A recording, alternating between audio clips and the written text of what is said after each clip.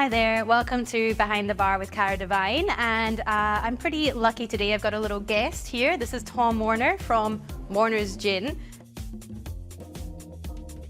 I have done a little bit of work with Warner's previously, actually just pouring out the gins, tasting them at some of the gin festivals that we have here, and they're delicious. So now that Tom was actually over in this part of the world, because it is a UK-based gin, I thought I'd get him on and he could have a little chat through how he actually makes these things, because it's honestly not something that even I quite understand at this point.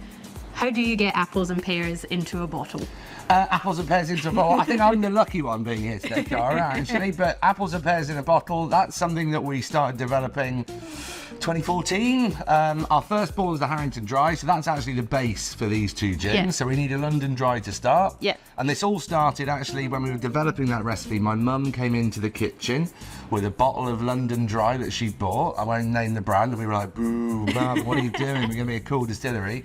But she picked fresh elderflower from our farm and put it into a London Dry post-distillation. Ah. May sound like a small thing. What a genius. Yeah, but no one was, so it's just a maceration, right? But no one was doing it commercially back then. Yeah. Loads of flavoured gins in the world right now. But 2012, when we sort of, that spark went off of harnessing seasonal, local, natural ingredients from next to the farm, that was like a massive sort of firework went off in my brain. We've got to do that. So yeah, we launched the elderflower gin. We then launched our rhubarb gin.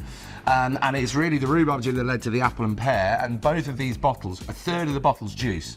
Right. So no flavourings, no synthetics, no funny business. That's what everyone else does. Actual just fresh. Yeah, fresh straight from the juice. tree or the ground, I suppose, in rhubarb. 100%. So the rhubarb we harvest in May.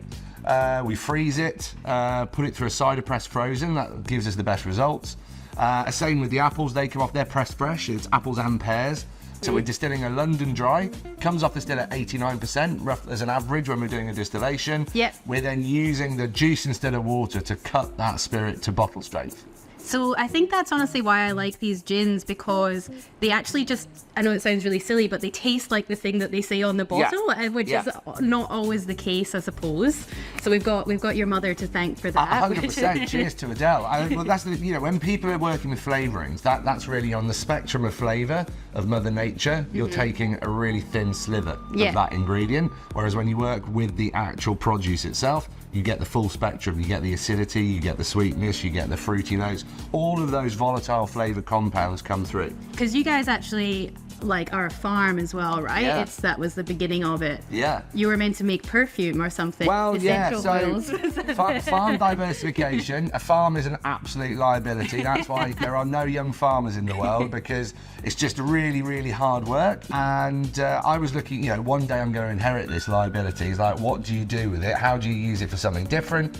And looked at a few different ideas, and one of the ideas we were looking at was producing essential oils, so growing crops of lavender, stuff like that, distilling it, extracting the oil, but then the evolution of that was, what do you do with the still for the rest of the year? We can make booze. Why are we talking about flowers? Let's make booze, was the evolution of that business idea. And we got really excited about sort of getting high on our own supply, but also coming into this fantastic, the industry that everybody gets super passionate about, because it's about bringing joy into everybody's lives. Sexy liquids, sexy bottles, fantastic drinks, and celebration. That's, for me, is why it's the most evocative industry I've ever worked in. Well, look, I'll cheers to that. If you wanted to maybe pour me a little taste of one of these, so we can which let one people would you know. like to try? Well, I think we should start where it all began, with the Harton Dry. Yeah, sure.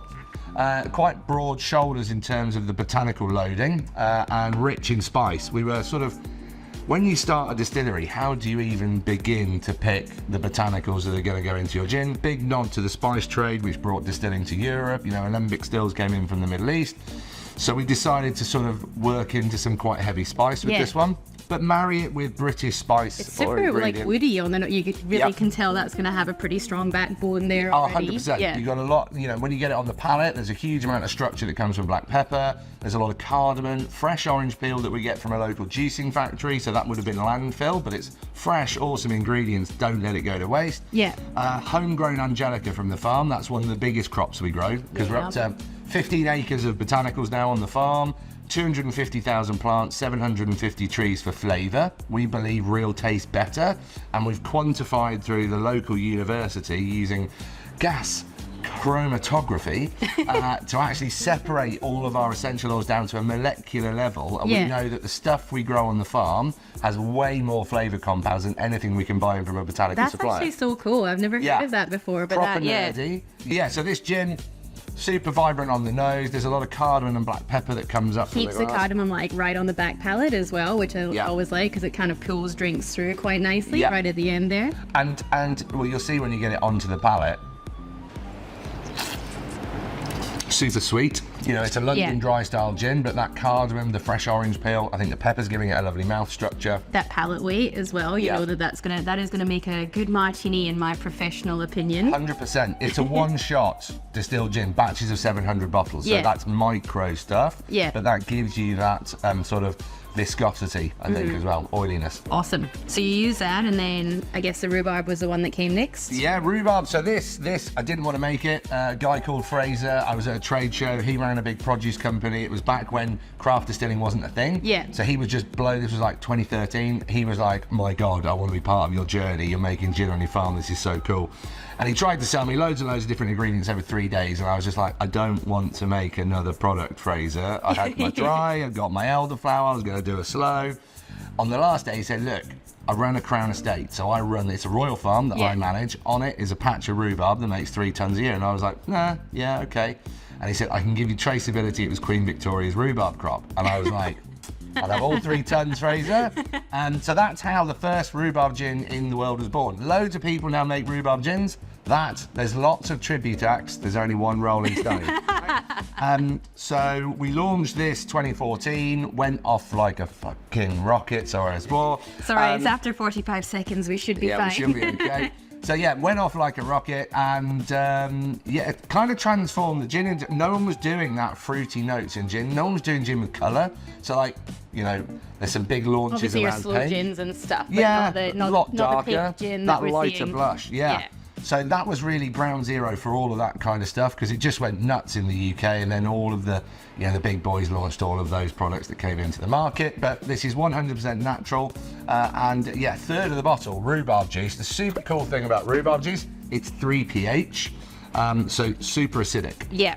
This stuff eats into the floor of the distillery if you leave it out overnight. So this is probably a specifically Scottish memory, but my granny used to shut me up by giving me a stick of rhubarb and a bag of sugar, and you would just like suck on the rhubarb stick, dip it in the sugar, and then go back and kind of gnaw on the rhubarb a little bit again. But that's what this is going to taste like. So it's like so sour, but also like a little bit sweet. Dipped in that gin first, then dipped in the sugar, then bite. So we do add a little bit of sugar to this because rhubarb juice is super acidic, big spicy gin in the background. So what I say to people that are nervous about sugar in a spirit, you'd have to drink the whole bottle to get the same as a can of Coke.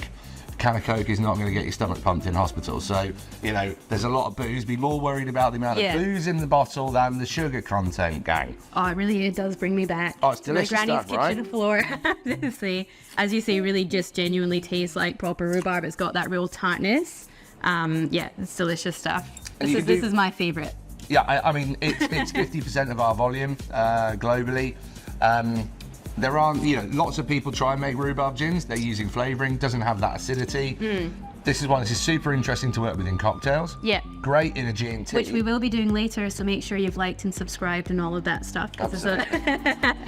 Now, last but not least, we go on to the apple. And the other really cool thing to point out about the range, we've got a real focus on, obviously natural ingredients and flavour and working symbiotically with Mother Nature.